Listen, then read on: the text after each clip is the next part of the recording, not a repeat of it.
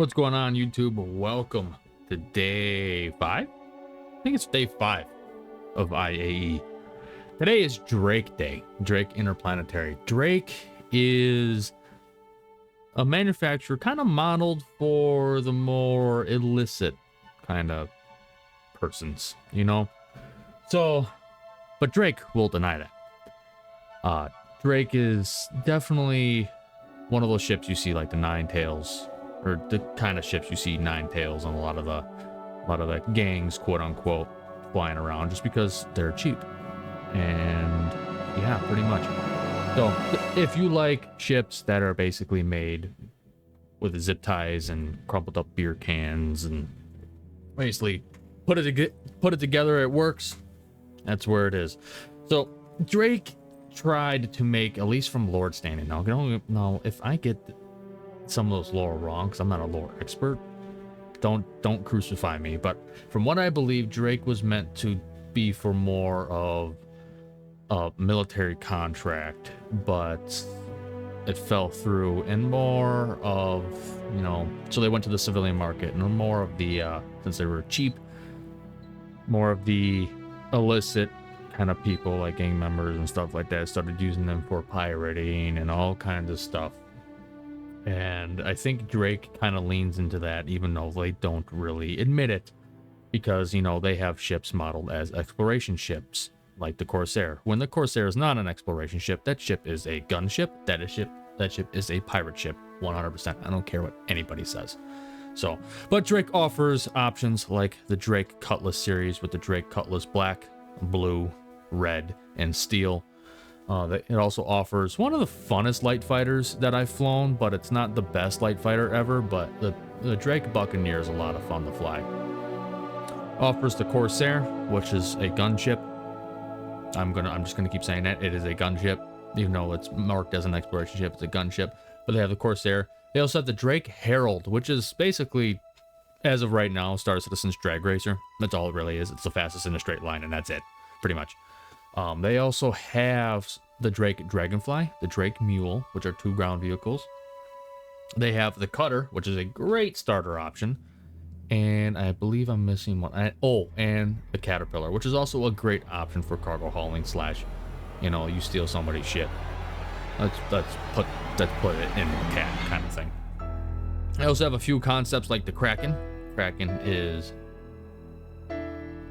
awesome in theory, but I'm not a huge fan of it just because of how I think, Star Wars, sci-fi ships fly out of hangars, out of a ship, not like an aircraft carrier in modern day's world. So I think it's cool, but it's not for me. But Drake is not one of my favorites manufacturers. A lot of it's like I said, it's stuff that's held on or like built with zip ties and crumpled up beer cans. It's cheap. You got a lot of exposed wiring. Hell, and the Cutlass, or not the Cutlass, the Cutter and the Corsair, there's a quarter keyboard in them. And the Corsair, there's an MFD literally just laying on the floor. So it's cheaply made. You got wires all over the place. You got stuff hanging around. It's basically, you build a house, but you don't put on your drywall or insulation. That's what you got. Or no, you don't put on the drywall. You just living in insulation and boards and stuff like that. But people like Drake. There's a lot of people that do like Drake, and honestly, I see why, because they can get some work. Like, I actually currently own a Cutlass Blue, even though I'm not a huge fan of Drake, and obviously you see that because I'm flying it. But the Cutlass Blue is basically my placeholder for the Zeus MR. But Cutlass Blue, I'm loving. I'm absolutely loving. It's fast for a Cutlass. It's got a lot of acceleration, a lot of upstrafe. If you use the VTOL thrusters, it's great. So I understand the love that Drake gets. It's just, they're not necessarily my cup of tea. But yeah, that is Drake.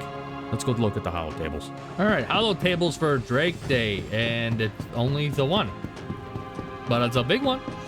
This is the Drake Kraken. It's an aircraft carrier, essentially, for space, which, like, I get the idea of it, but it just, with how my brain thinks about sci-fi, it doesn't make any sense. Like, it makes sense, but it doesn't make sense.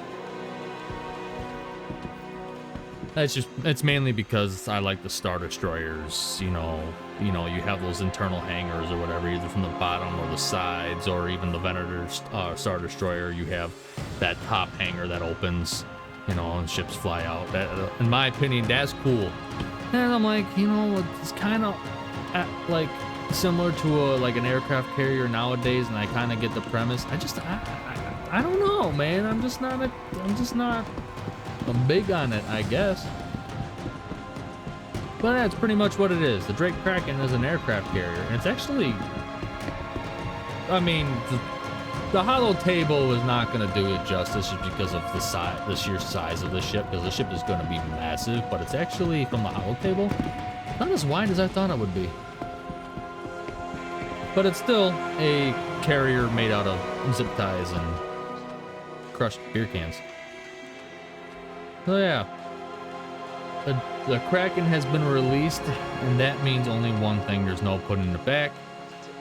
This attack carrier has changed the way of militias operate, and when it comes to personal defense, there's only one thing you never want to be: falling behind. A protector and a beacon of freedom in an often cruel universe, Drake Interplanetary has made this capital class ship available to those tasked with safekeeping those unable to protect themselves. The Kraken is both a sanctuary and a self-contained war machine, ready to take on the most daunting adversaries. Now, Drake likes to say they're all about truth and justice and all that, but most of the bad guys fly Drake ships. This thing ain't about its truth and justice, you know, trying to protect people. This thing is going to want to take over planetary systems with its fleets and aiding fighters and all that stuff. That's what this is for. This is the bad guy ship, the human bad guy ship, the human bad guy base, I guess you could say. And that's how I see it. But the Kraken, like I said, is cool in premise. You got landing pads right there, and right there. And you got some larger pads on this side as well. I think there's 2 pads on this. It might only be 1, but I'm not 100% sure. And it's got some defense points on it. You got some perks all around it and stuff like that. And you got the bridge here, I believe, but I don't know. I don't know. Honestly, I think my Polaris is gonna fucking detonate this damn thing in seconds. That's just my thing. That's just my take. That's just my take. Yeah, the fighters might be able to get off a lot quicker than in a hangar, and I can understand that. But they ain't gonna have a place to land when I'm done with it. I'm just saying. But that's the only hollow table for Drake Day. But it's a big one. It is a big one. It's probably the biggest ship we've talked about in the hollow tables during IAE. But I believe going forward we should have some more hollow tables, like increased quantities of hollow tables for some of the manufacturers. Like we got Anvil coming up, I believe, and then we have RSI. RSI's got a lot of concept ships. But let's check out what is for tomorrow. So tomorrow it looks like it is what I call Industrial Day. So, well, for the most part, we got Argo, Consolidated Outlands, and we also have Grey Cat and Kruger. So we're gonna have some snub fighters, we're gonna have some buggies, we're gonna have a few racing ships, and like the Nomad. Well, the Nomad's not a racing ship, but we got the Mustang Gamma and all the Mustang lines along with the Nomad. And then for Argo, we have all the industrial stuff. And tomorrow is when the SRV will go flyable, which is something I'm not particularly interested in. I've tried it out. I'm not going to do a video on it just because it's just not my thing. But we get the SRV tomorrow. And we'll also see the Mole and the Raft as well. So it's what I call Industrial Day. And that's probably what the video will be titled. And then moving forward, we have Anvil the following day. We got Mariah Mist on the 24th and 25th. And then the one I'm looking forward to, RSI Day. Because that's when I get my Polaris. 26th through the 30th. Well, 26th is Best in Show. and 27th is the finale, and we'll do the best in show. We're gonna walk around, watch, look at the best in show skins, which I'm not particularly a huge fan of this year, but yeah, that's how what we're moving forward this year. So that is Drake Day for IAE. Tomorrow we have Industrial Day, and I will see you guys tomorrow. Alrighty, have a good one.